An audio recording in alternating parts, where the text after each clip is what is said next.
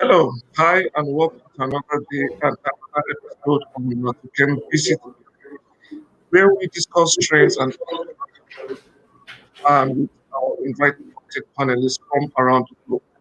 And my name is Oluwatomi Nathaniel Amida, and today I have my guest, who obviously looks like a million, Dr. Shrikant. Please introduce yourself to our audience. Let them know who you are and where you're dialing in from. So let me answer the last question first, which is I'm dialing in from, or I'm streaming from Bengaluru, India, the apparent tech capital of India.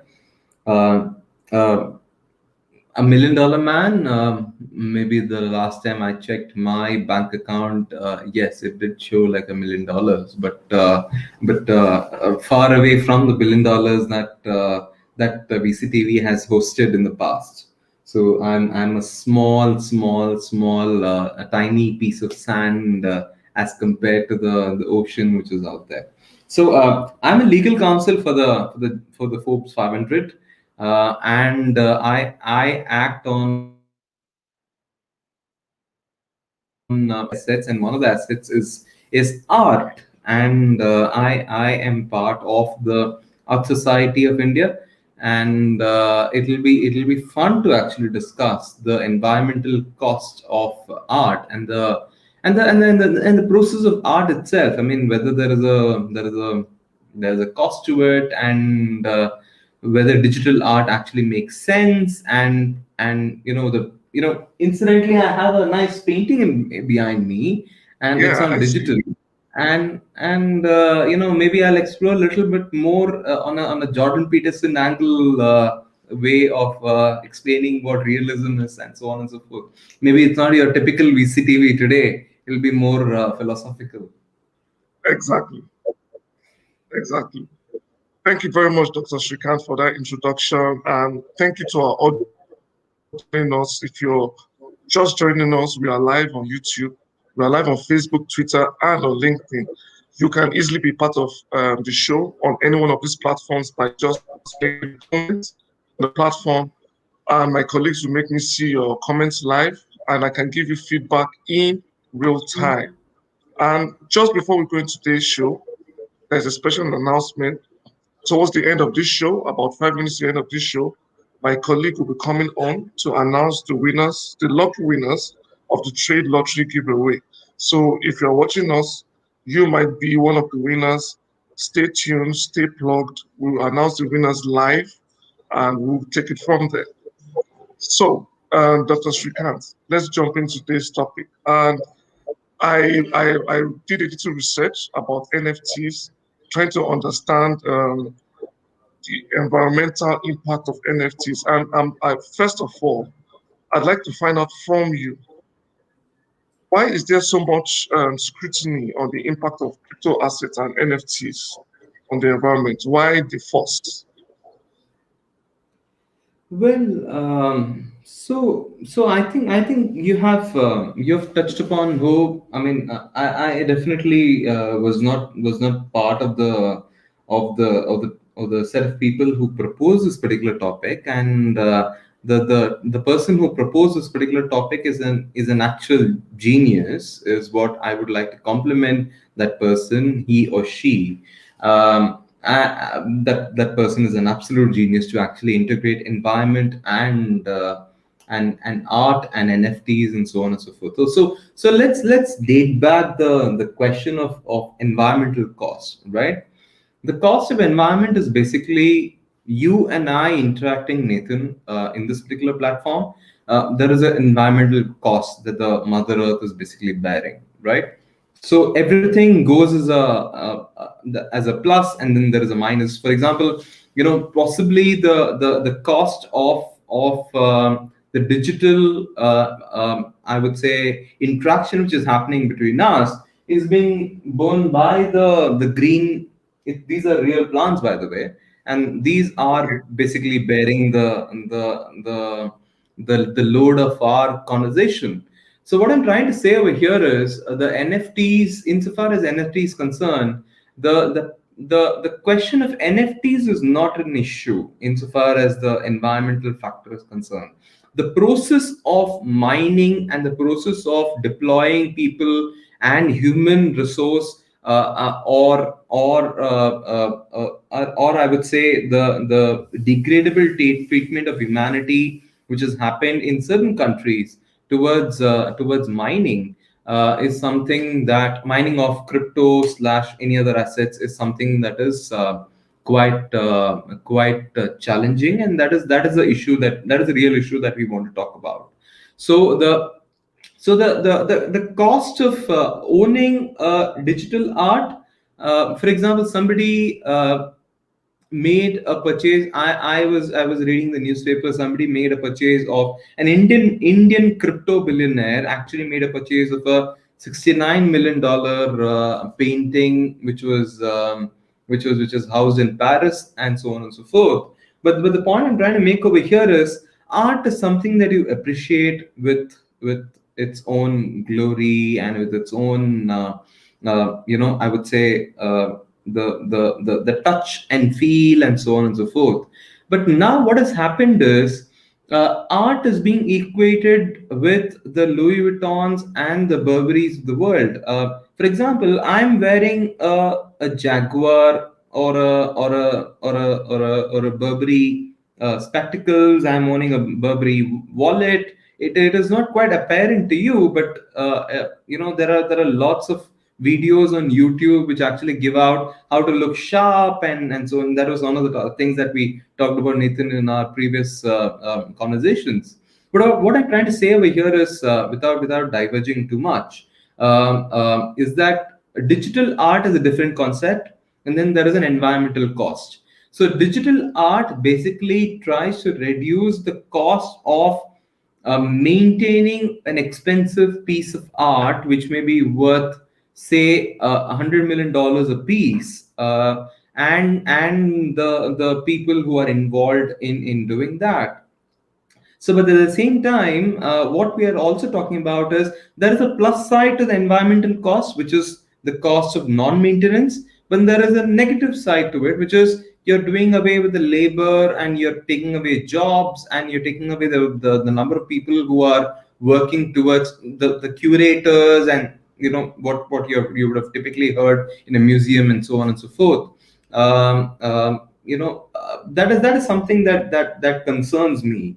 And digital art has technically been there for ages. We just haven't recognized it. For example, if you go to any of these logo makers and if you ask them to make a logo for you, they will actually make a logo for you and they'll give you the JPG image for a particular cost. That is art. Art need not be a Da Vinci art. It need not be a Picasso art, or it need not be MF Hussein art as such. So the point I'm trying to make over here is it has been here for centuries, or it has been here for at least decades. I've exaggerated by saying centuries, but I would differ from the saying that there is an environmental cost to it, and the environmental cost comes at a particular price and that needs to be mitigated. I think there are more serious matters that are to be addressed insofar as owning a digital art is concerned, which I am not able to comprehend at this particular moment. If we're talking about mining, yes, absolutely, because people are paid literally 1 cent an hour to make, to mine billions and billions of dollars. But when it comes to art, how exactly will you? I mean, imagine a situation, Nathan, where each pixel is contributed by the billion or the 7 billion people around the world, and imagine if that becomes an art. I mean, modern art is that. Uh, I was wondering if that could be an art. If you and I, Nathan, could contribute just a pixel of the art. I mean, would that be tradable? Absolutely. That Anything would and be everything can be. priceless. It would definitely be priceless. But I don't know how tradable it would be, but it would be priceless. That I can say.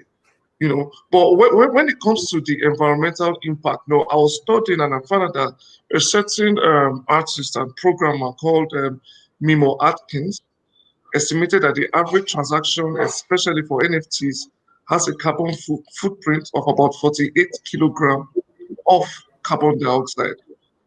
And that's just bearing in mind that that is when an NFT is minted. So if it's sold, it takes another amount of energy. So for every transaction, it takes a comparable amount of energy to and cost of carbon dioxide to transact.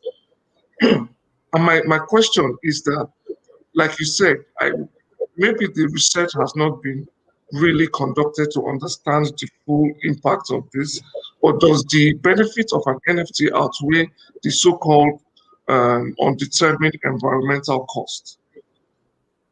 Yeah. So my response to that, Nathan, is this. I mean, I'm sure with the Biden administration in US, we have restarted the Paris Accord with respect to climate change, and nowhere in the agenda of the climate change am I seeing anything related to the environmental cost of owning an asset.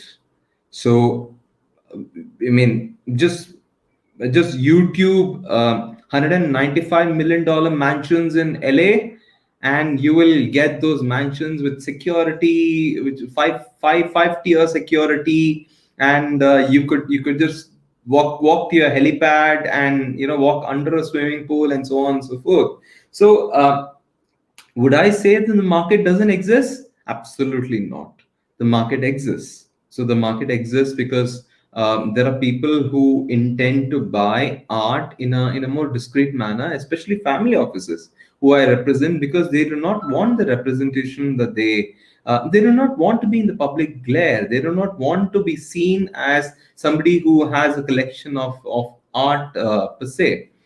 And if I may bring a very contentious issue, Nathan, a lot of art that we have or we own right now or we have in the museums right now are from the war that we fought, the cruel war that we fought 70 years back, and those were invasions. And these are basically national items. These are items which belong to a nation. So I'm diverting from the point. So the point I'm trying to make is the discretion or the usage of a blockchain or a crypto to buy art is basically to evade from that particular national scrutiny.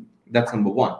Number two is the environmental impact. The environmental cost is, I mean, the pluses overweigh the minuses, right? In the sense that you have a digital art, you can track what the value of that particular digital art is in real time, and you can see. I mean, you can do two things. You can track your crypto price up and down, and you can see how much crypto have you paid and how much that art is worth. For example, I recently, I don't know if I should be saying this, but I recently was part of transaction where a Picasso's painting was basically auctioned, and it was purchased, and it wasn't a public auction. It was more of a private auction that took place, and the payment happened very discreetly through Chinese investors and Singapore-based investors. So what happened was they used blockchain, or they used crypto to actually make that particular purchase. So what had happened exactly was that particular purchase just went unnoticed, which was a big plus for the Chinese investors. And two, the Chinese investors are having their own, I would say, source code for tracking as to what the price of that particular Picasso's painting is. And I'm told that the painting is worth what 3x from the time that they purchased, as such. So without incurring any cost of maintenance, they have effectively owned a particular art, but actually have realized the gains. So what has happened is, but somebody has to maintain the art, right? Somebody has to take care of it, and the carbon footprint is there, and so on and so forth. So it's a very contentious issue in terms of, do you outsource your environmental cost? So just because you are owning a digital art, are the, I mean, I represent the wealthy, so I shouldn't be speaking against them. But still, in the interest of public policy and the interest of the humanity that I'm speaking, the human race that I'm speaking, can you really outsource the environmental cost to somebody else when you are owning a digital art? That is a puzzling question for me. That's a puzzling question for anyone at this particular moment. I hope I that makes believe it sense. is. Oh yeah, yeah. It makes a lot of sense because it's just like I remember way back. I was taught in physics that energy never expires from one form to the other. So in this case, the cost benefit of owning NFTs, it doesn't just dissipate. It just goes from one form, maybe, and it translates itself into the carbon footprint or the labor in maintaining the art or something. It just goes from one form to the other. It never really goes away. And I think, in your own opinion, the benefit far outweighs the cost of the carbon footprint, so to say, if there really is any. Okay. Why don't we consider this again, Dr. Shrikant? I am also aware that NFTs are also a good means of collateral for those that want to take loans. And like you said, Hmm. that it is also valuable, can go 2x, 3x, or even 5x in value. What other significant benefits are there for these NFTs, that will potentially outweigh the seeming high energy cost? So there are two polar opposites that you can use NFTs for when you're owning digital art. So digital art itself, I mean, like I gave in my prelude, we have been doing it for decades now. I mean, Nathan, come on. When you design a logo for a company, you are basically, it's a digital art. For God's sake. I mean, we're not recognizing that as an art as such. So keeping that aside, so what I'm trying to say over here is this: NFT gives you that, or crypto gives you that advantage of discretion. It's a very discrete year-to-year transaction, so it's a whisper behind the ears that, look, I want to make a purchase of this particular. So it's not a open auction. It's not a public auction where. Um, um, we have this show on History Channel where they do auction wars, where they openly declare that this is the price that I'm going to pay, and so on and so forth. And of course, all the museums do it regularly. So what I'm trying to say over here is, blockchain gives you that access to art which was even undiscovered at this particular moment. So you and I would not be aware. uh, I recently read somewhere, what was the bear's head of Da Vinci. I'm not sure if you it's a, I mean, if you can just Google it. There's a nice pencil sketch that was made by Da Vinci, and it sold for about $16 million, or it Wow. sold, or it was priced at about $16 million. So when somebody is buying that, NFTs act as a good source, because you can basically own it discreetly. That's number one.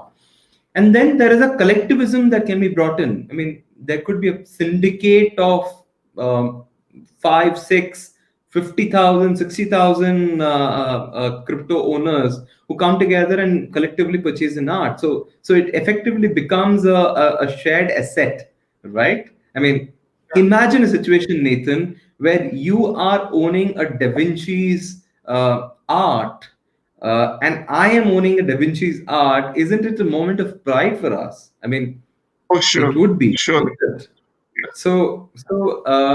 It would be so, but at the same time, it would also result in a situation where we may have aided some activity which would not exactly be carbon efficient. But at the same time, I think that's where the line of discussion comes in. The environmental cost is on the art that we buy, but the environmental cost of mitigation is on each one of us. For example, I'm not saying just to brag, but my little attempt to have a plant over here is my attempt to reduce my carbon footprint by having these electronic gadgets over here, right? So Yeah. maybe planting saplings and so on and so forth. But there exists. I mean, if I go on a plethora over here of issues over here, you are carbon positive, I'm carbon negative. We could probably trade with each other and possibly achieve a carbon neutral situation. There is so much to be explored. Of course, crypto and NFTs are the ones which are aiding this.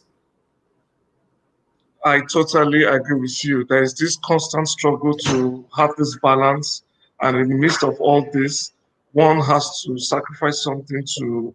And I commend you for your little plant over there. I mean, I'm planning to have mine before the end of the year, but you know, everybody has to have the balance to neutralize the carbon footprint. Now, I want to go a little bit more technical, and it's okay if you are not well experienced in that aspect. So until the ETH2, that's Ethereum 2, is launched, it is still expected that the cost of minting NFTs will still be high. And then I am thinking, okay, if we are waiting for ETH2 to be launched, hopefully later this year, are there any other measures holders of NFTs or minters of NFTs can take in order to mitigate the environmental impact of NFTs? I think, see, I'm going to go away from the public, the view that the public take. See, when it comes to environmental costs, what people do is they try to mix up environmental impact along with the activity that they do. But it need not necessarily go hand in hand. For example, in this particular, again, I'll go back in the. I'm sorry for the repetition, but I'll go back to the same room. So we are having a digital conversation. There is an environmental impact which is happening, and I'm having this particular plant, which is basically mitigating it. So the thing is happening on side by side basis, right? So people generally consider that the mining activity itself could be made more green and so on and so forth. Some things are not expected to be green, for God's sake. So what you do something which is green. So I think the mix up of being green and I may be drawing a lot of flack from PETA and all these green Yeah, peace initiatives, but it's a point of view. I mean, you need not necessarily. I'm a great environmental activist, right? I mean, I want to see Mother Earth better, but at the same time, I'm aware of the commercial realities that commerce and ecology need not go hand in hand unless each of them actually intervene with each other. So in my humble submission, the mining, everything is fine, but as long as you are undertaking measures to actually real measures to actually reduce the activity that you've done and I consciously do it. like your I like your point of view because, like you said, most of these actions cannot be stopped. They are a necessary part of the society and e-commerce, but there has to be equal and opposite action to mitigate the so-called environmental impacts. Thank you very much for that, Dr. Shikan. Obviously, the green initiatives and all those that are green who want to argue with you on that point. Unfortunately, we don't have them here on the show today, but thank you for your insight. We are fastly coming to the end of today's show. And just before we go and begin the second half of today's show, Dr. Shrikant, give me your own thoughts and insights. NFTs 2025, 2030, and 2035. Do you still see NFTs as something everybody wants to own? Will this still be a trend, or will this still be a memory that used to be? Um, if I say it is just going to be a memory that it used to be, then the price of the Bitcoin or the Ethereum will possibly drop. So let me not make that particular statement. See, you have, or you, when I say you, the blockchain industry has basically penetrated India. Okay, that's a big industry that you need to, I mean, that's a big market to penetrate. And we have created 9 billionaires who have become billionaires just because of crypto. So I don't think NFTs are going anywhere. I only see a fluctuation or more and more regulation coming in on the NFTs. But it's like finding electricity. Once you've found it, you are just going to explore opportunities with it. You are not going to sit idle and wait for it to. I mean, the extreme example would be uranium. Once you find uranium, of course, the shelf life is quite a billion years. But you are not going to sit idle with it. So I think NFTs are that asset that we have identified as a human race. And I'm saying as a human race, that's a big statement to make, because it's a human race that we have made this particular progress. And I don't think there should be any attempt to scuttle it. There should be only attempt to regulate it, so that it doesn't profit. It doesn't create unnecessary economic profit to people who do not deserve it. Thank you very much, Dr. Shrikant. I mean, NFTs are here to stay. NFTs will evolve over time. They will evolve to become more environmental friendly, maybe give more economic power to wider set of the population, but it will evolve. Thank you very much, Dr. Shrikant. I wish to have this conversation again with somebody else on the other side of the fence. And but until then, thanks for being part of today's show, and I thank my audience for being part of today's show. And Dr. Shrikant, I will see you another day, another time on another topic. And until then, have a great day. Goodbye. Goodbye. Yeah. So, guys, thanks for holding on and staying tuned. And I will be inviting my colleague, Pokiza. She's the marketing manager, marketing team, and she will be um, taking us through the winners of the trade lottery. Pokiza, you have the stage. Hello, hi everyone. So today is an exciting day. Today we're gonna select the winners for the trade tokens, and the total stake here is 350,000 tokens, and we're going to also on top of that, 1 second. I apologize. So in addition to that, to the holder of the highest amount of tickets, we're giving away 2,000 trade tokens. And you can see our terms and conditions and more information on lotteries and giveaways such as this. And I would highly encourage people to follow and subscribe to LATOKEN channels, because we are expecting to have these lotteries and giveaways a lot more often. So let's get to it. We are going to choose 3,480 winners out of over 71,000 tickets. That means more than 70,000 people submitted for this lottery. And okay, let's do it. It's gonna take some time because that more than 70 is a lot of people. So as you can see, these are the ticket numbers for the winners, and this list is going to be made available on LATOKEN page right here, and you can see the results from there. And you can follow us for more upcoming lotteries and giveaways. Thank you.